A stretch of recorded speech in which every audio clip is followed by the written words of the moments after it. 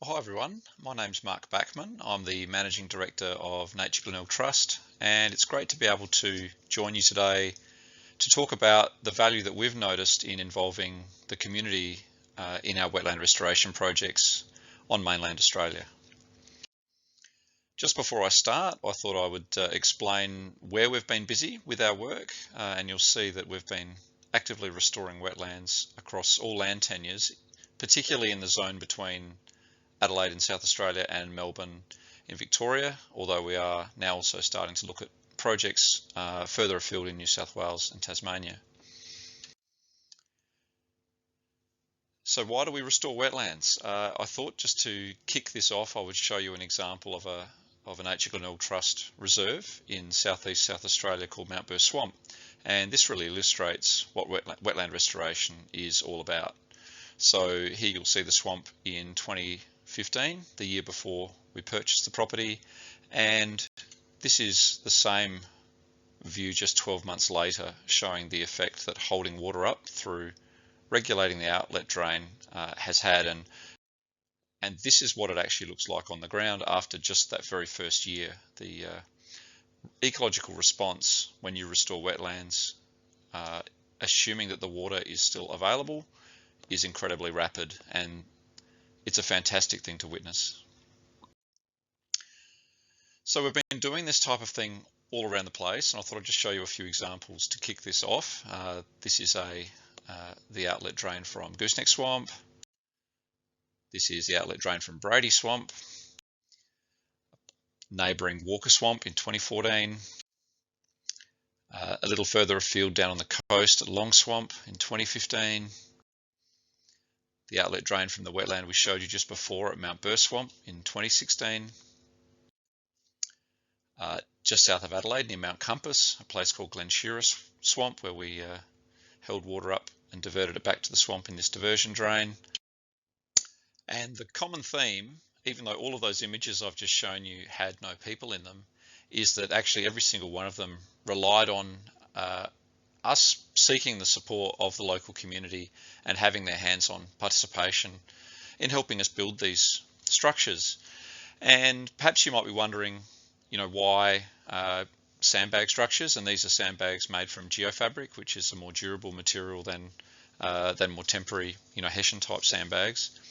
And there are actually a number of reasons why this method has been a really great way of progressing projects, particularly at sites where there's been some uncertainty about the nature of restoration works that might be proposed and their permanency. So some of those reasons why we actually look to use this method. Geofabric sandbags structures are relatively inexpensive compared to the alternatives, particularly compared to more permanent, immediate solutions. And the good news is that they're reversible. If there was anything untoward that had been noticed in response to the works, then they can be reversed immediately. This is soft engineering at its best compared to the more, I guess, concrete and hard engineering options that people tend to think of when they see works being done to regulate water levels in wetlands and waterways. And as a soft method, it's a really great way of testing these assumptions that we might have about how a site will respond to wetland restoration, be that through depth, area, extent of inundation, and also looking at the hydrological and biological response. So it gives us a chance to test these assumptions. In terms of landowners or land managers, literally is a case of try before you buy, because we haven't overinvested in these works, we can see how a site responds before making a decision about more permanent works. These structures are also adjustable in real time, which means that we've got this ability to, as well as testing our assumptions, we can actually make manipulations to water levels as we go if necessary, which in some sites, given levels being obscured by dense vegetation and other issues like that, can be extremely helpful for actually understanding and learning about the levels that we need to set works at as we go. A really important one in a lot of sites for us, given the relationship between cultural heritage and wetlands and waterways, is the ability to do these works in a really sensitive way. So this method is really fantastic for for being sensitive in terms of being able to be done by hand and not resulting in significant earthworks or disturbance, which means not disturbing cultural sites or sites of particular cultural significance.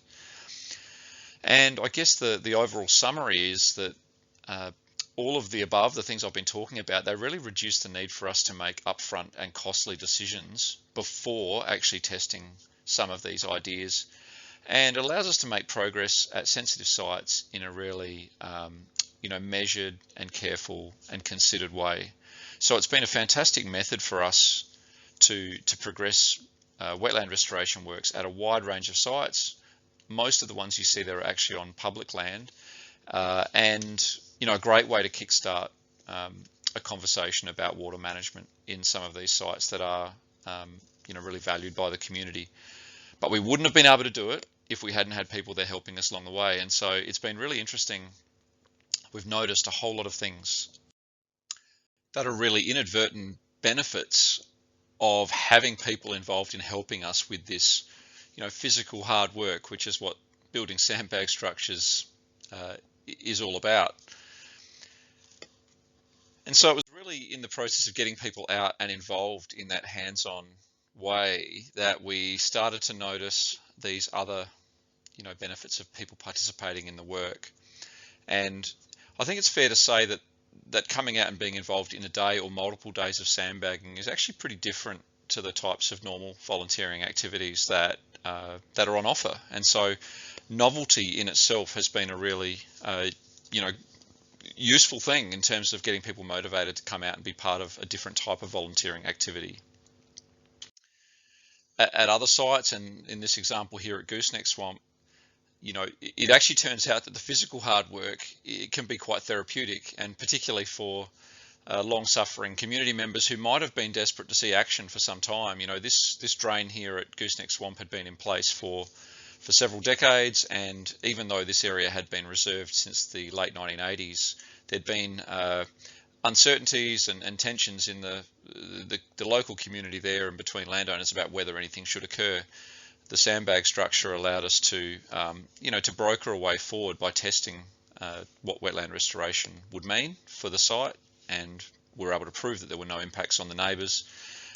One of the locals there who's facing the camera, Rod Bird, who's a member of the Hamilton Field Naturalist Club, after being involved in the day, sort of turned to me and said, after 25 years of working towards this, I can't believe that we've fixed it in half a day. It was great to see that satisfaction in a local community member that had been dreaming of this for some time. Many people have helped us over the years have said, oh, this looks so simple, because when you go out there on the day, it does look relatively simple, but that's a really great place to start a more detailed conversation with people about the planning that goes into locating the structure, determining its design, deciding on the level that we're aiming for. And so we use it as a really great educational opportunity to start talking to people about what we call eco-hydrology, and the relationship between water management and ecology, which a lot of people haven't really thought about, even those that may be long-term naturalists that have been interested in a site and hadn't really noticed the effect that these artificial drains that predate reservation may have been having. We've also noticed that once people have been involved, they like, and this is one of our reserves again at Mount Burst Swamp, where they like to keep coming back. This is a great way of building a relationship between people and the sites that they've been involved in, and it often leads to other activities. Here as an example with follow-up revegetation works. It's also been great to see people involved in follow-up monitoring, and this is out at Walker Swamp, where we've had community monitoring of birds now for several years at this location, which has been a fantastic way of assisting us to learn about the impacts of restoration. We've also been able to offer educational activities at some of the sites to school-age kids and to others, which has been a really great way of involving a wider cohort of the community than perhaps the people who were there on the day. But the connections mean that there's this level of interest in sharing the message with a wider range of community members.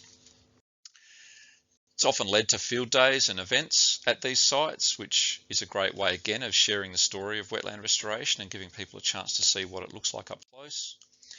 And look, in the case of occasional individual volunteers, it's been the start of a really fantastic ongoing relationship between our organisation generally and that person. And this is a bloke called Gordon Page, who's heavily involved with the Friends of the Great Southwest Walk, and he went from, wanting to come out and give us a hand at Long Swamp, the restoration trial there, because it seemed a bit different. That was what he said at the time.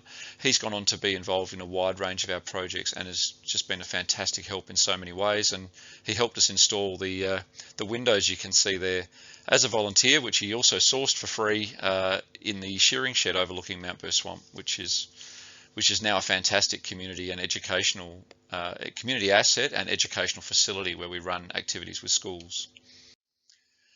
And so in terms of what this actually then leads to on the ground and the outcomes, from an environmental point of view at Gooseneck Swamp, the trial structure was in place for a couple of years. We were able to prove that it was a good thing to reinstate the water levels and allow the natural flow paths to be reinitiated. And so we were able to convert the works quite quickly to be permanently reinstated, and rather than even needing to go to hard infrastructure, we were literally able to reinstate the earthen bank, which meant the next time we had a flood in spring 2016, we didn't have to do anything, and this really fits with our design philosophy of set and forget and allowing nature to do its thing. And to leave no trace, so that by the time we walk away, a site is basically working as it should and as it used to before those interventions were made to modify hydrology in the first place.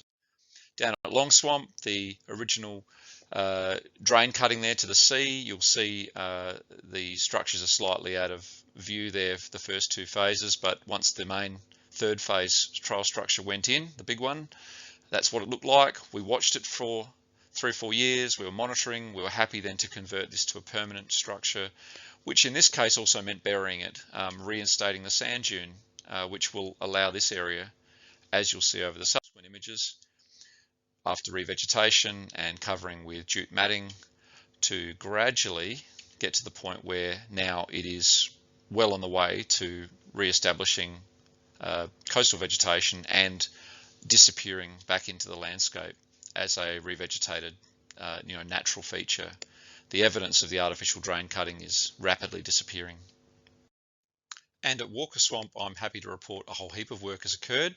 To give you some idea of the extent of that, the 1,000-acre property which Nature Glenelg Trust owns is shown there on the left with all of the drains marked across the floodplain, and on the right you'll see how we used LiDAR imagery and digital elevation model to predict inundation extent from drain inflows on the eastern part of the property. Some of the works we had to do to get this site ready for restoration included removing those blue gums that have been planted across the floodplain and also dealing with the legacy of the furrowing and mounding from that land use. We also backfilled the drains throughout the floodplain, and you'll see here we covered the low-level trial structure which had been initially in place. And we then followed that up with the completion of a sandbag structure spillway. This is actually one situation where we used volunteer help to build a sandbag structure that would become part of the permanent solution. The works that occurred there over a couple of days can be seen here, and it was followed up by backfilling the drain upstream to this point, but setting it up to be the regulation point for the whole eastern part of the property, with erosion control downstream, and this will be eventually capped with soil and allowed to grass over once we've got the levels exactly where we're happy for them to be on an ongoing basis. The first year after those works were done did lead to some inundation, but not complete filling. Thankfully last year in October we had a couple of heavy rainfall events that allowed for the system to fill on that side of the property for the first time, and it was fantastic to witness. In terms of what that looked like from above, you'll see the transition here from pre-drainage conditions on the left of screen through comprehensive drainage to the use of the trial structure in the centre, and then the effects of partial and full restoration with the rainfall over the last 2 years in the right.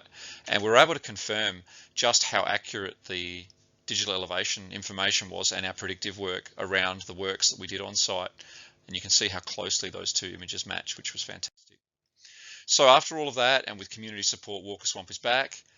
And really, that leads to, a final observation that the community have been just such a wonderful partner for us in the completion of these works. Thanks very much.